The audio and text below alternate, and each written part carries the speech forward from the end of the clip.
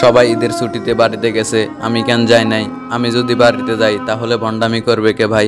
ভণ্ডামির একটা লিমিট থাকা দরকার, সেটা আমার নাই। কারণ আমার সব কিছু আছে, শুধু একটা বউ নাই। হাঁটতে আর ভালো লাগে না, নিজেকে একা একা লাগে। পাশে একটা বউ থাকলে কার না ভালো লাগে? আমার মতো একা ঘুরতে আসা করবেন না ভুল। সুন্দর দৃশ্য দেখবেন ঠিক, গাছ থেকে কেউ ছিঁড়ে দেবে না ফুল।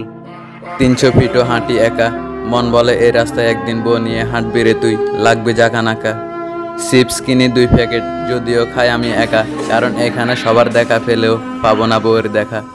বউ তো এখনো আসেনি, তবু ওর জন্যই হাঁটি। হেঁটে আর কি লাভ হবে, সে তো এখন তার বাপের বাড়ি। বন্ধুরা বলে ভাই একটু একা ঘুরাই, ফ্রেশ লাগবে না রে।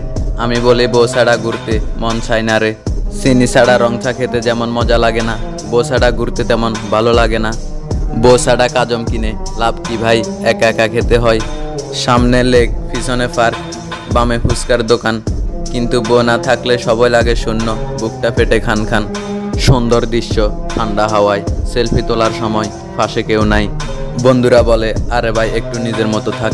আমি বলি বউ ছাড়া নিজের মতো ভালো লাগে না, ওর হাসি ছাড়া সকালটা ঠিক সকাল মনে হয় না। আল্লাহর উপর ভরসা, আসবে সে ঠিকই একদিন, তখন এ শায়রি শুনাইয়া বলুম এসব ছিল তোর অপেক্ষার দিন।